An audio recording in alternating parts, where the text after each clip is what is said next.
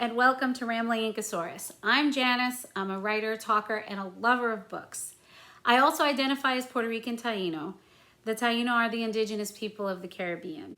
In today's video, I'm going to be sharing some indigenous authors / books that I love and I think you need to read. Let's just dive in. Okay, you guys, so the first one that we're going to talk about, there are going to be 4 today, is one that I read rather recently. I read it on ebook. I actually borrowed it from my library, and it is called The Marrow Thieves by Sherry Demeline. I believe that's how you say her name. She's a Canadian author, and this book is a young adult novel. I believe this cover that I'm putting up here is the one for paperback, but I'm not sure. The idea of the book is that the majority of the society can no longer dream, and they have realized that all the indigenous people still have the ability to dream and are extracting things out of their bodies, basically trying to figure out why they no longer can, why this society can no longer dream. And it is the journey of these people that this discusses. It is a fantastic dystopian novel that young adult readers and adult readers alike would really appreciate. It has a lot of great coming of age themes. So I would definitely recommend that one.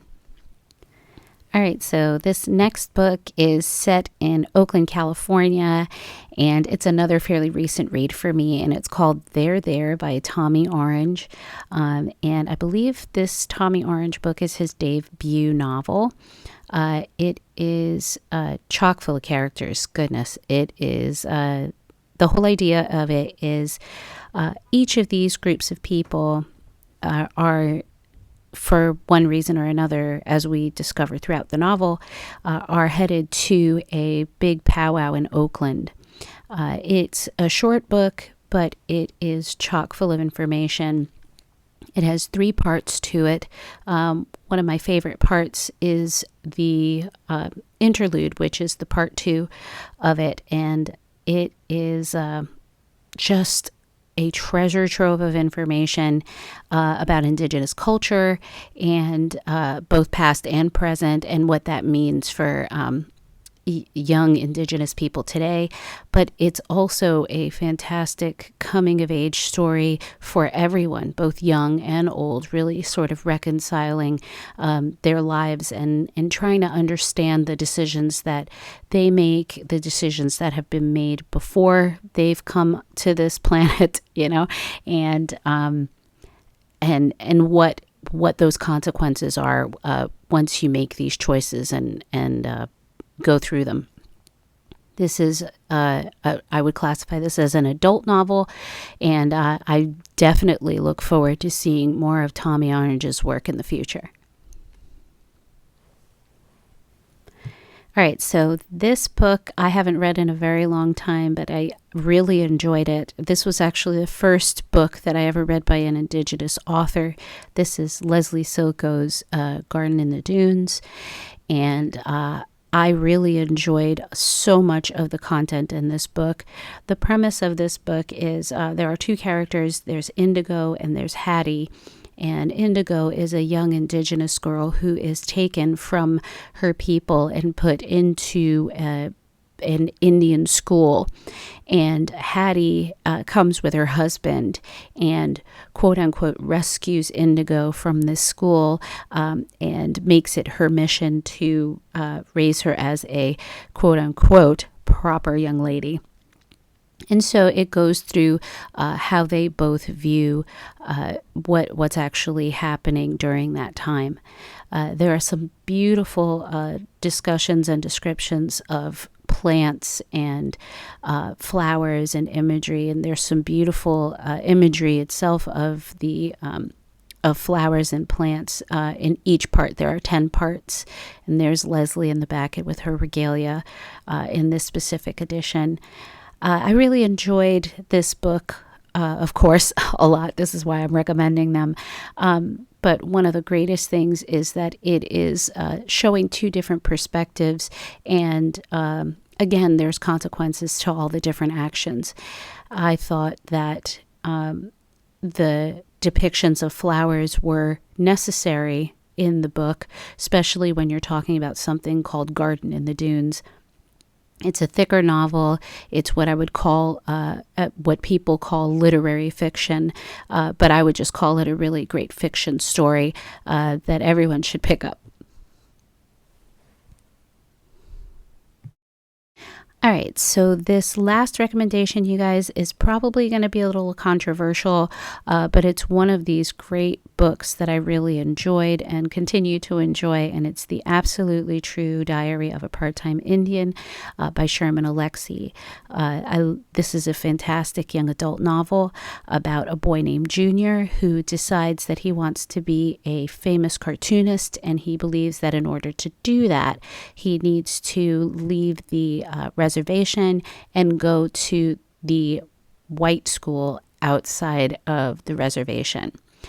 And so he grapples with what it feels like to be an Indigenous person who is looked at as not quite Native enough and in one space, and then not quite white enough in other spaces, and what that all entails for him. This is a short book. I know that this has been used in several classrooms. I don't know if it's still being used there. It's a shorter book. It has these great illustrations that are supposed to have been done by Junior to depict his life and the things that happens on his daily excursions to school. I believe he has to walk most times to school, and just his overall autobiography and picture. There's a lot of really interesting elements in here. Of course, it's a coming of age story. Most young adult novels are coming of age stories, and it depicts the struggle of Indigenous people in settings where they feel like sometimes one part of them is not enough while the other part is not enough in another space. So it really deals with that question of what makes someone who they are. And it's definitely one of those that I would still recommend to this day. Okay, so the last part of this video are books that were recommended to me for further Indigenous reading, and I'm excited to start some of them. Actually, I started this one already, Mongrels by Stephen Graham Jones. This book is fantastic horror. If you love horror, if you love monsters, this is the one to do. It's about werewolves. That's all I'm going to tell you. But he's coming out with another book called The Only Good Indians. I believe that one comes out in July of this year, 2020. I think I'm going to probably pick that one up. And this one as well, The Night of the Mannequins. Mannequins freak me out. And of course, he's probably going to do so perfectly with that as well. And that one comes out in September. And I'm just going to keep reading his books as much as I can. Okay, this next book is another Leslie Marmon Silko book called Storyteller. It's an older book. It is constructed, from what I hear, it is a very different way of doing your average fiction book. It has poetry. It has a very Indigenous quality to it in how it's done, because the way we as Indigenous people tell stories is not in linear form, and so this takes a very stellar approach to that, and so I can't wait to read that book either. The next book is Native Science, Natural Laws of Interdependence. This is what I would call a necessary corrective of Western scientists believing that they're the only ones that do real science. I mean, Indigenous people have been doing real science for forever. This book that was lent to me has lots of pages dog-eared because there's a lot of information that is important for people to understand. Gregory Cajete is the person that wrote this book, and it is one of those books that I can't wait to read, to indulge in a little more scientific approach of what people look at in Native culture, and for me to understand a little more about that. All right, so this next book is called Potiki by Patricia Grace. This author is from New Zealand. She discusses within this book about the Indigenous people there. That's pretty much what I know about this book, because when I asked about some of the information about this book, I was told that if anything was revealed to me, that it would reveal too much about what the story is about. So I'm going in blind on this one, and I'm still really excited about that. This is a bit of an older book. You can see she's based in Wellington, New Zealand there. She won the 1987 New Zealand Fiction Award. So this is a fiction novel. It's a shorter book, and we were very lucky to be able to grab one, because it's very hard to find any of these in print in the United States. And so I'm really looking forward to being very surprised by a book that I don't know a lot about, and to be able to discover all of the great information that she has hidden inside this fiction novel.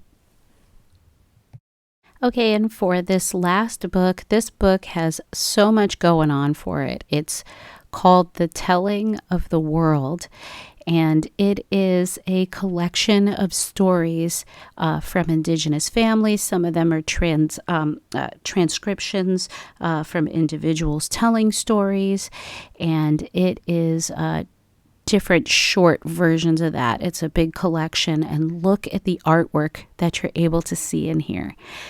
So they're almost like little short stories, or all the different life history for Indigenous families and communities of different places. So you'll have a bunch of different creation myths, a bunch of different ways of telling these stories, and just the artwork within them seem to be so spectacular. It's one of those books that you would love to have like a coffee table book. It seems like you would be able to pick it up and browse all of the imagery, and even the back dust cover has these gorgeous depictions.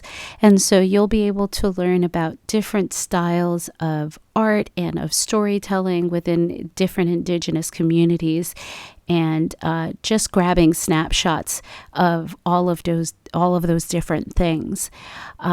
It's not a cover-to-cover book unless you want it to be a cover-to-cover book, but it's one of those that you would be able to pick up and peruse the artwork by all these fantastic Indigenous artists, and be able to hear a lot of what the Indigenous people talk about. Okay, and that is my list for today. If you have any other ones to recommend, please let me know in the comments. If there are ones that I missed that you absolutely adore, just let me know and I'll check it out. I'm going to do a second part to this because I know there are more that I enjoy, and I'm also going to do one for Latinx writers and other writers that I don't see on here that I would love to see on here.